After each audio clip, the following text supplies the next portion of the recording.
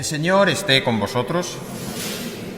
Lectura del Santo Evangelio según San Juan. Al anochecer de aquel día, el primero de la semana, estaban los discípulos en una casa con las puertas cerradas por miedo a los judíos. En esto entró Jesús, se puso en medio y les dijo: «Paz a vosotros». Diciendo esto, les enseñó las manos y el costado, y los discípulos se llenaron de alegría al ver al Señor. Jesús repitió: «Paz a vosotros. Como el Padre me ha enviado, así también os envío yo». Y dicho esto, sopló sobre ellos y les dijo: «Recibid el Espíritu Santo. A quienes les perdonéis los pecados les quedan perdonados, a quienes se los retengáis les quedan retenidos». Palabra del Señor.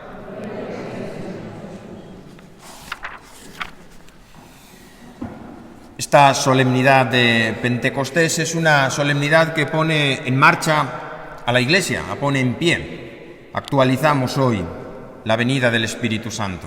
Hoy cambia la escenografía respecto a todo el tiempo pascual en que hemos vestido el color blanco de los bautizados, el color blanco de la Pascua, el color blanco de la luz y de la resurrección, el blanco. Y hoy transformamos este color en el rojo de la pasión, el rojo del fuego, el rojo del amor, el rojo también de los mártires.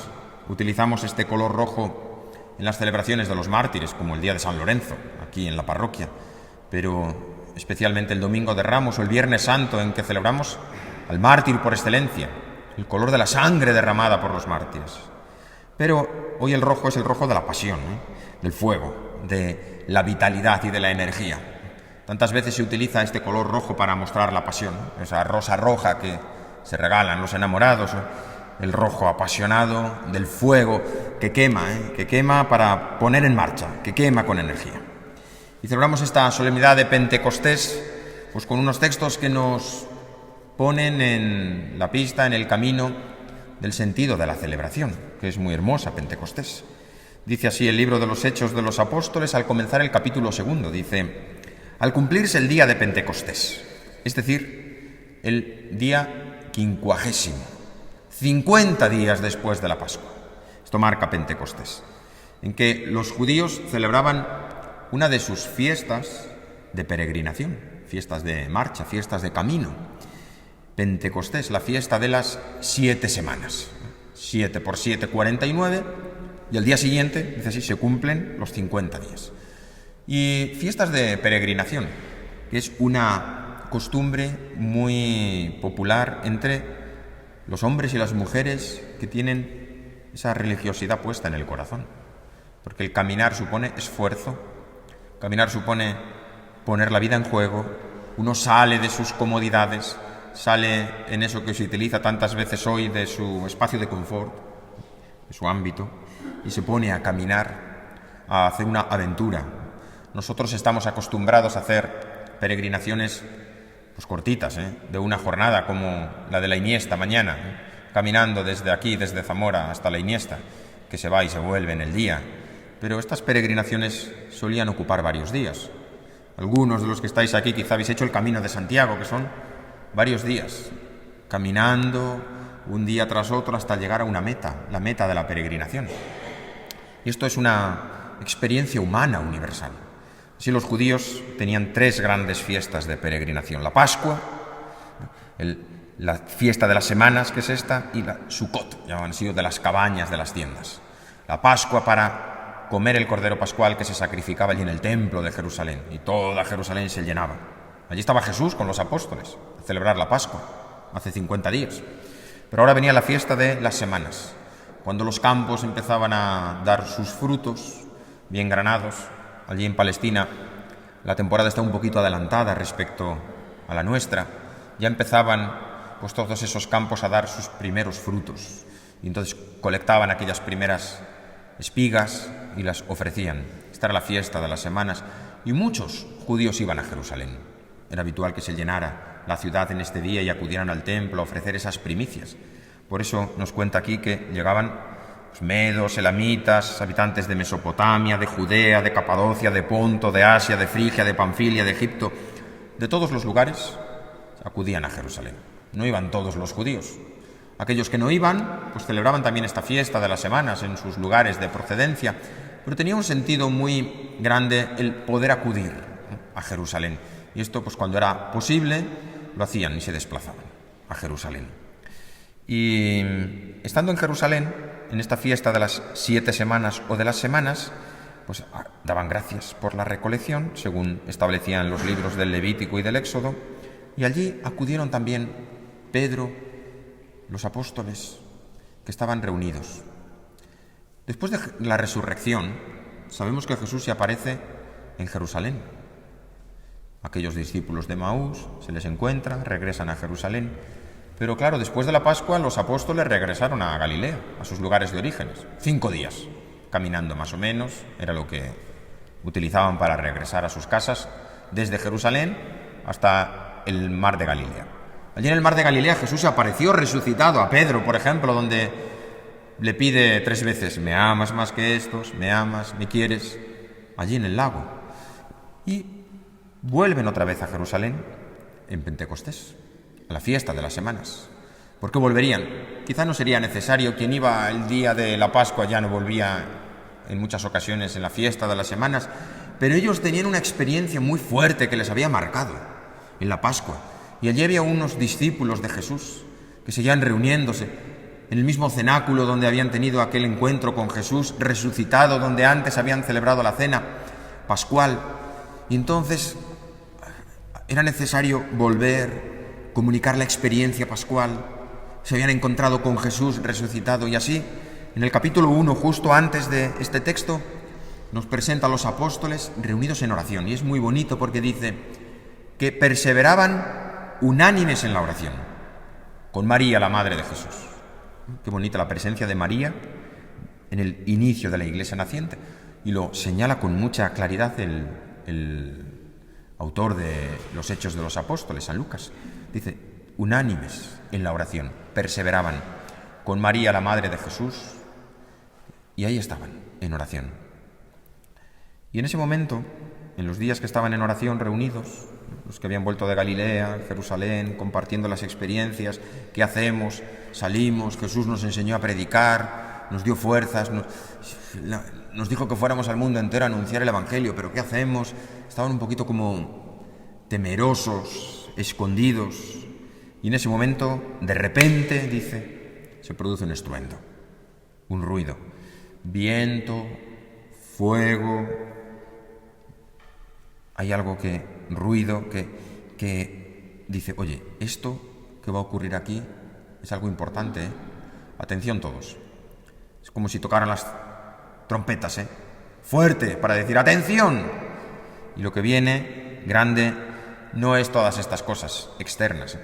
Los seres humanos siempre nos encanta lo extraordinario, las cosas raras, fogonazos, destellos, pero esto no es lo importante, esto es como una llamada de atención. Lo importante, lo realmente importante es, se llenaron todos del Espíritu Santo.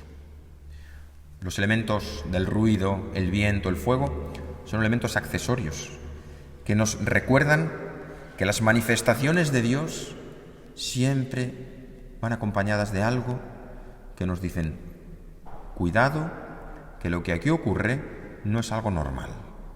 Va a ocurrir algo extraordinario, que los ojos no van a poder ver, la venida del Espíritu Santo, pero que esto externo te va a ayudar a entender que lo que ocurre de manera invisible va a producir un cambio.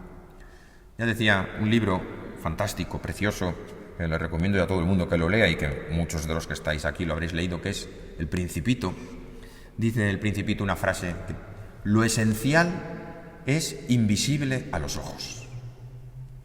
Y lo visible eran esas cosas extraordinarias, pero lo esencial era lo invisible, el Espíritu Santo que les llena. Esto es lo fundamental.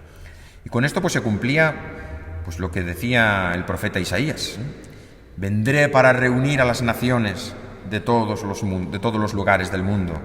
O lo que decían algunas profecías del Antiguo Testamento, donde el pueblo de Dios se iba a congregar, ya no de una raza, sino de todas las naciones de la tierra.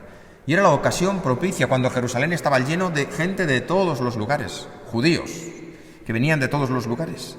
Y allí tiene lugar esta efusión del Espíritu Santo. Y cuando los apóstoles reciben esto, ya empiezan a predicar. Y ya nada les va a parar. Tienen una fuerza interior en la que nada se detiene. Ni la prohibición de las autoridades judías, ni el miedo a los romanos, ni el temor a morir como murió Jesús, ni los palos que le dieron en algunas ocasiones, los azotaron para que se callaran, pero ellos seguían predicando. Ya no hay nada que se ponga por delante. Con la fuerza del Espíritu Santo empiezan a anunciar el Evangelio. Y esto es lo grande de este texto, lo importante. Y así salen y empiezan a hablar. Y se produce un don que hoy nos sorprende un poquito, pero que era muy habitual en las primeras comunidades. San Pablo hace alusión a él de vez en cuando, quizá no, que es la glosolalia, es decir, hablar en lenguas, que lo que viene a contarnos es que el Evangelio empieza a extenderse y todos lo entienden. Uno puede ser de una raza, de una lengua, de una nación, da igual, el Evangelio es para todos, de donde vengan. Venían de Egipto, al norte de África, venían de Grecia, Europa, venían de Oriente, venían del...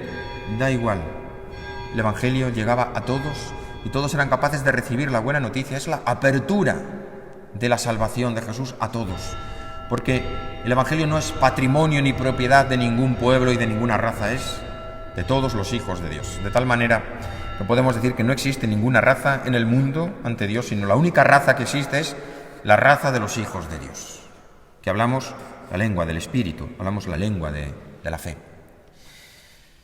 Y el Espíritu Santo transforma, por tanto, la Iglesia en misionera, el inicio. Asumen la misma misión de Jesús. Si Jesús predicó, nosotros a predicar. Si Jesús hizo milagros, nosotros a hacer milagros. No sabemos cómo, pero ahí se lanzan. Y harán algunos milagros, no sabían muy bien cómo, pero se lanzan. Jesús echaba demonios, pues allí nos marchamos nosotros a echar demonios. La fuerza del Espíritu les mueve. Esta fuerza del Espíritu nos tiene que mover a nosotros también. Porque hoy actualizamos la venida del Espíritu. No tenemos ruidos.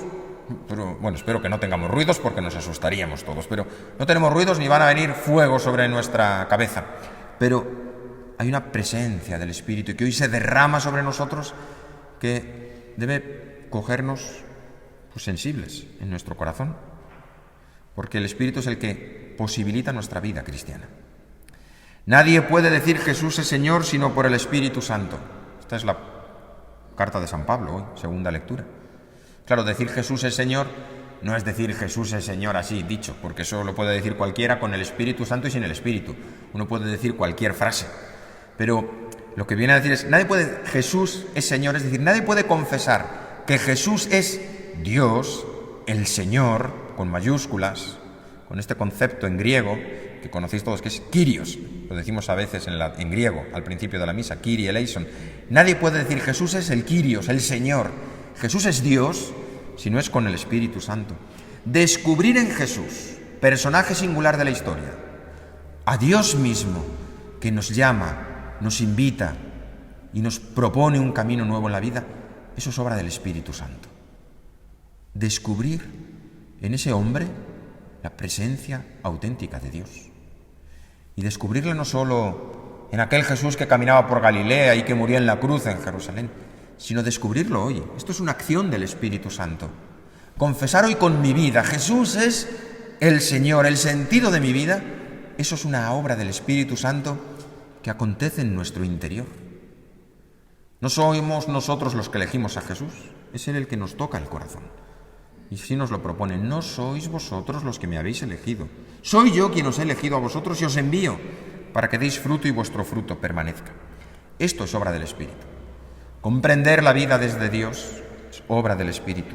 Entender que nuestra vida está para desgastarla, para ofrecerla, para servir, es una obra del Espíritu. En una sociedad individualista, donde uno busca sus propios beneficios, donde reclama derechos, Jesús nos dice, tu vida regalada gratuitamente es para que la regales tú gratuitamente a los demás. Y esto es el servicio. Por eso nos dice hoy San Pablo que el Espíritu nos otorga a cada uno un don para el bien común, no para la autoperfección, para la glorificación, para el orgullo, para la soberbia, qué bueno, sino para el servicio común. Pon tus bienes, pon tus cualidades al servicio de los demás. Esto es acción del Espíritu, obra del Espíritu Santo, que es quien anima nuestra vida cristiana. En otro texto, San Pablo nos recuerda, nadie puede decir Abba Padre, descubrir a Dios, si no es por la acción del Espíritu. Él es el que entra en nosotros, incluso nos ayuda a orar. Cuando uno no sabe a veces qué decir, porque en una situación dura, complicada en la vida, necesita desahogar y dice, el Espíritu Santo gime en tu interior y te hace gemir en la oración y en la dificultad. Y le gritas a Dios, a veces con lágrimas, gimes. El Espíritu Santo es el que produce esto y hay que por eso tratarlo al Espíritu Santo con esta especificidad. Ven, Espíritu Santo, riega mi corazón seco, da fortalezas a mi vida, infunde calor de vida. Ven, Espíritu Santo. Vamos a pedírselo hoy muchas veces, que esta es como nuestra oración permanente, esa jaculatoria o frase que tenemos que tener en la mente y en el corazón y que repetimos hoy tantas veces. Ven, Espíritu Santo, renuévame por dentro, dame vida con tu fuerza.